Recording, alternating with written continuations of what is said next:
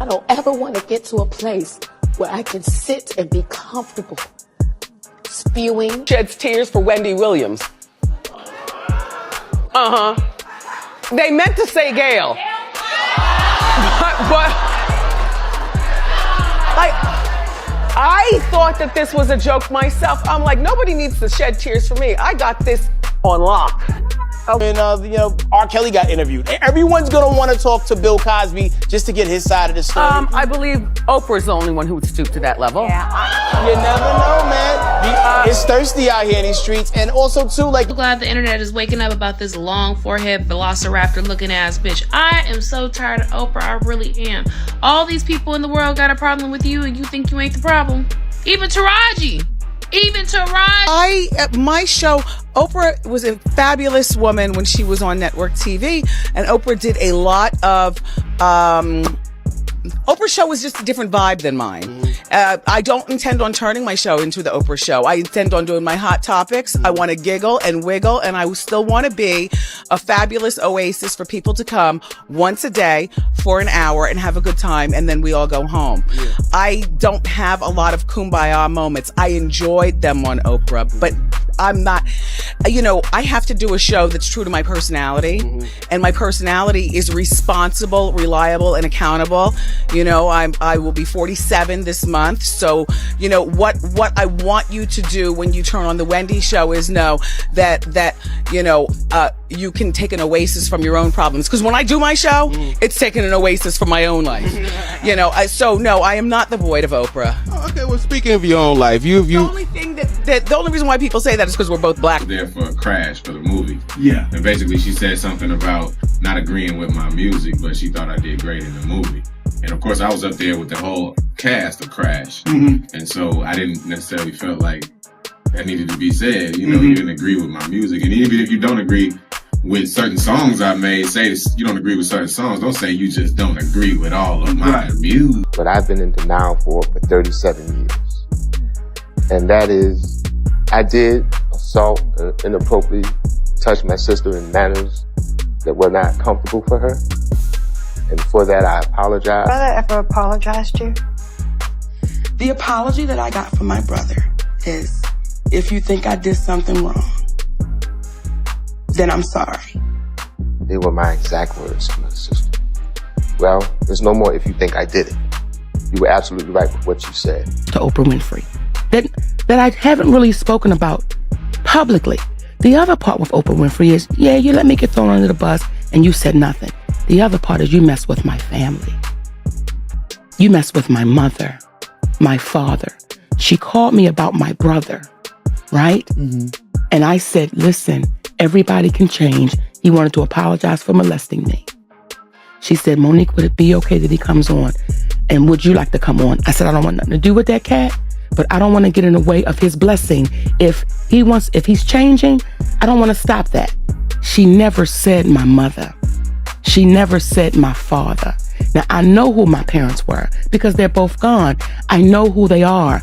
I know my mother's greed. I know my father's greed. And you did not say that you were going to have my parents, because had you said you had my mother. Now, we had a conversation and I said to her, me and my mother are not in a good place. Delivering a lot of people. And Sherry, I would cry with you, but my lashes got to get me through. I know, girl. I got the long ones on too. I can't lose these lashes. I can't lose this face. I'll never forget your interview with Oprah Winfrey, who opened the door for you, for me. You brought something out of Oprah that I had never seen before. She was laughing, she was light, and you could tell that she understood that you knew and know who you are. And that's something I haven't seen before or since. So I want to make sure I give you your flowers. Do you have any other dream guests, Sherry, out there? You make me cry. It's the truth, Sherry. You are that girl. And I want you to know that, because I've been watching and studying Oprah since I was 9 years old. And for the first time in my life, I went, whoa. She went from being idol to auntie, friend, bestie, and it was because of you. I have some big news for you. Starting in September, I am debuting my own talk show, Sherry! Oh gosh! I have always wanted to do a talk show. Even before I joined The View in 2007, I wanted this job bad. I'm telling you, I call Barbara every day. About 4 years ago, I started telling God, I said, Lord, I want a talk show. And when God says it's so, it will be. About Wendy saying she won't be watching your new show. Yeah, I watched Wendy Williams, her live with Fat Joe. Absolutely did. And I did watch that I did hear Wendy say she will not watch me on the new show. And that's okay. I understand. I'm not mad at Wendy. She's going through a lot. I would say that everybody should be praying for Wendy right now. I'm very concerned. I'm really, truly concerned about her because I don't feel like there's anybody over there protecting her. And it's really hard when there's no protection around you and you just have people hanging on. So, yeah. But I'm not mad at Wendy because she won't watch my show. If you was worried about everybody that don't like you or not gonna watch you, you'd be I already got a broken shoe. I can't take on no more stress. So let's see what's going on, child. That I'm able to talk about when I come back. Okay, so is there plans for a new show or are you coming back to the Wendy Williams show? Coming back to the Wendy Williams show. Absolutely. Absolutely.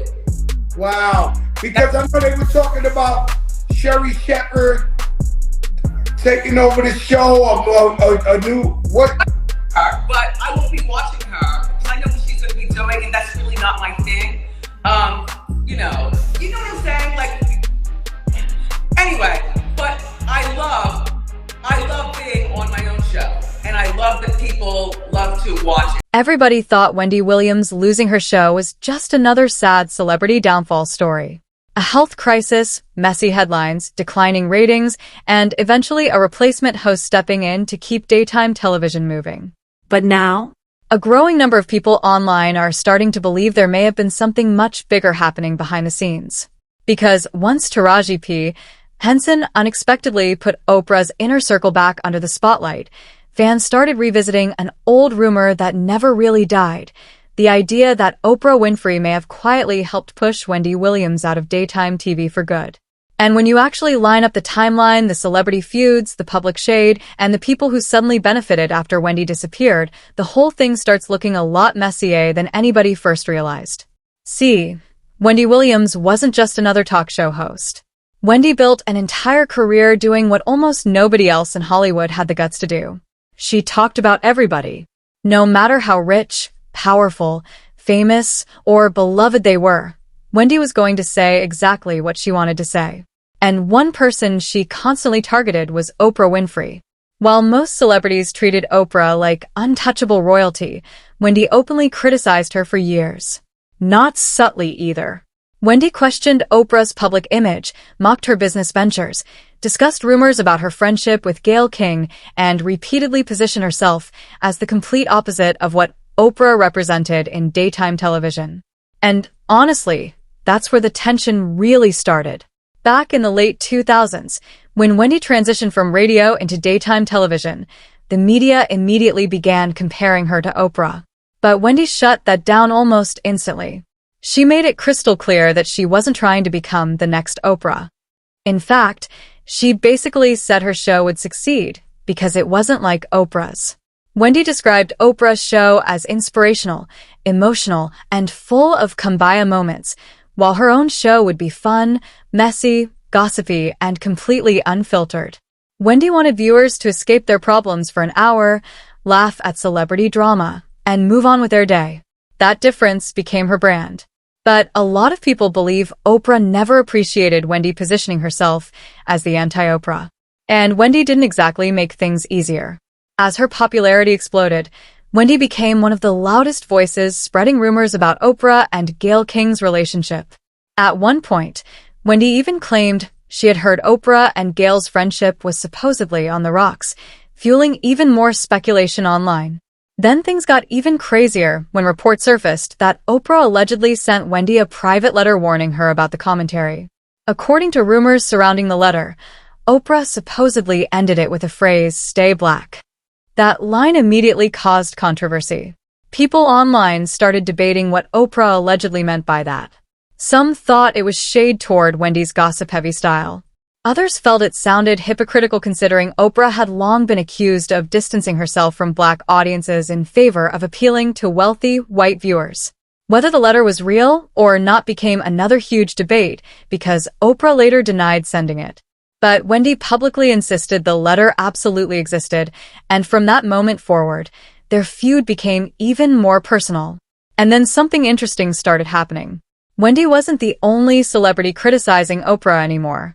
One by one, other stars began publicly sharing uncomfortable experiences they'd had with her too. First came 50 Cent.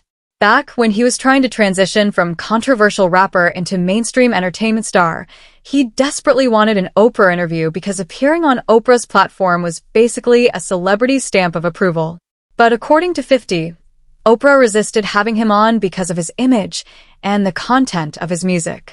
He later accused Oprah of catering primarily to older white women and acting uncomfortable around hip-hop culture unless it benefited her brand. That accusation alone caused major backlash because Oprah had built her reputation as someone who uplifted Black voices. But then Ludacris added fuel to the fire. Ludacris revealed that when he appeared on Oprah's show to promote the Oscar-winning film Crash, Oprah allegedly used the interview to criticize his music rather than celebrate the movie. According to him, it felt less like an interview and more like a public scolding. And suddenly, a pattern started forming online. Critics began saying Oprah seemed supportive of Black entertainers only when they fit a certain polished image. Meanwhile, Wendy Williams was sitting back watching all of this unfold in real time, and of course, she had opinions about every single part of it. Then came the Weight Watchers situation.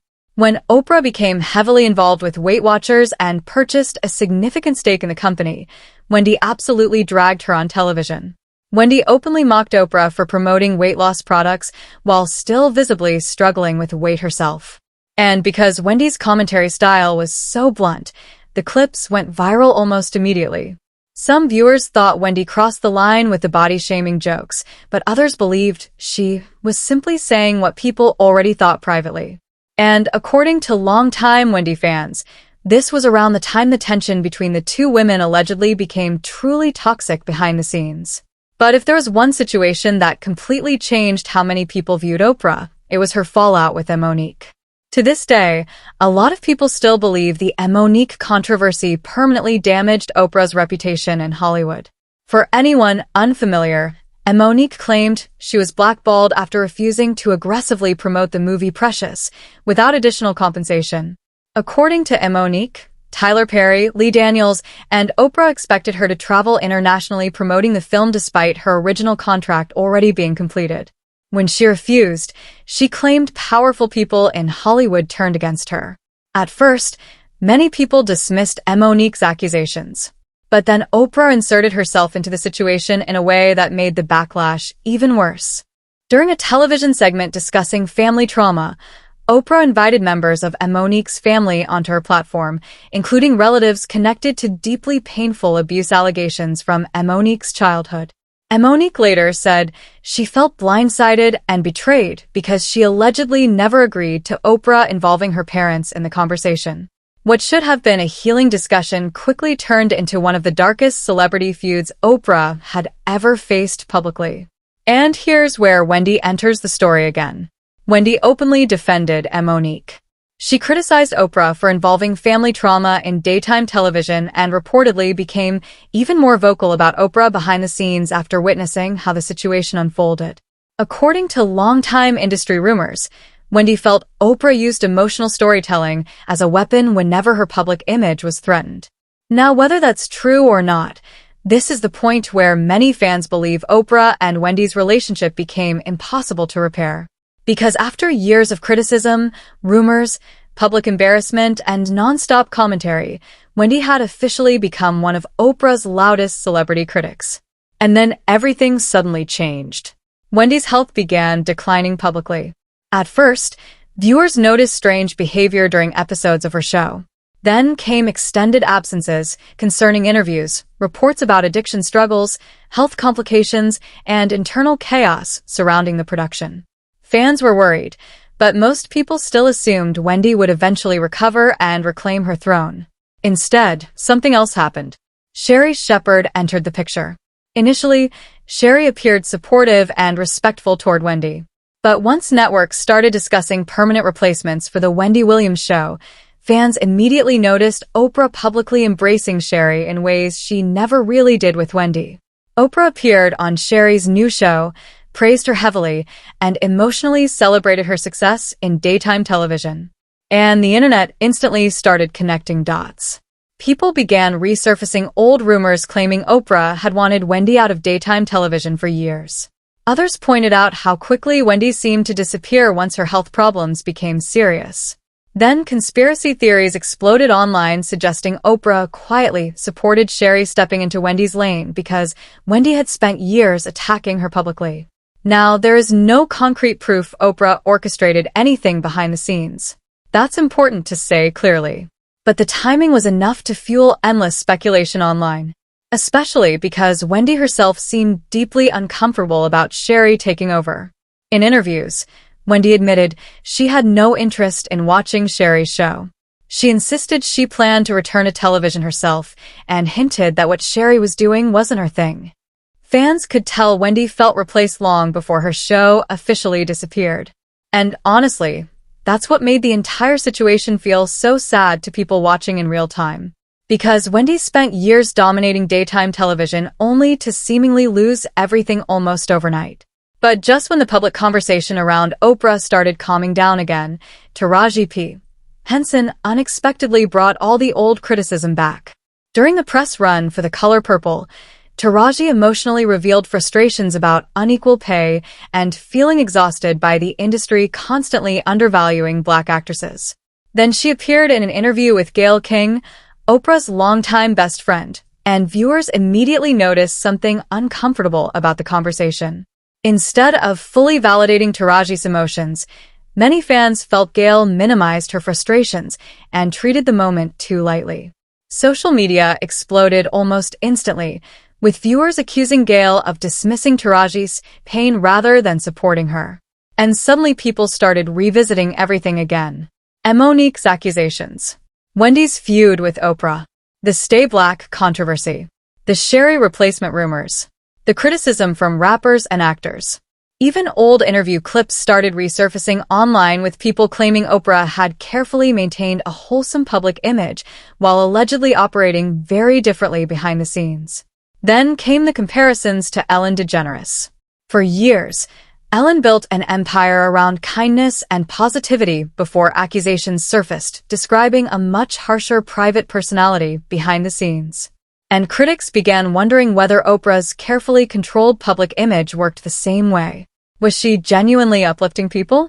Or was she simply better at managing her reputation than everybody else? That question alone reignited years of unresolved celebrity drama. Now, to be fair, Oprah has also spent decades helping countless people, donating millions, launching careers, and creating opportunities for Black entertainers that didn't previously exist in mainstream media. She remains one of the most influential women in television history for a reason. But at the same time, critics argue that power at that level always comes with stories the public never fully sees. And when you look at how many celebrities eventually ended up publicly criticizing Oprah, Wendy Williams, Monique, 50 Cent, Ludacris, and now fans dragging Gayle King after Taraji's interview, people can't help wondering whether there's actually some truth hiding underneath all the gossip. Because the craziest part about all of this isn't even the rumors themselves. It's the pattern. Every time Oprah faces criticism, the same accusations somehow return: selective support, image management, behind-the-scenes influence, and punishing people who refuse to play along. And Wendy Williams? She may have been the loudest person refusing to play along, which is exactly why so many people online now believe her downfall wasn't as simple as the public was originally told. Maybe Wendy's health struggles alone explain everything. Maybe daytime television simply moved on. Or maybe Hollywood is a lot more controlled behind the scenes than viewers realize. Either way, one thing is undeniable. Years after their feud first started, people are still connecting Oprah's name to Wendy Williams' downfall. And thanks to Taraji reopening conversations about Oprah's inner circle, those rumors are suddenly louder than ever again. So now the real question is this. Was Wendy Williams simply another casualty of fame and health issues? Or did she spend years attacking one of the most powerful women in media and eventually pay the price for it?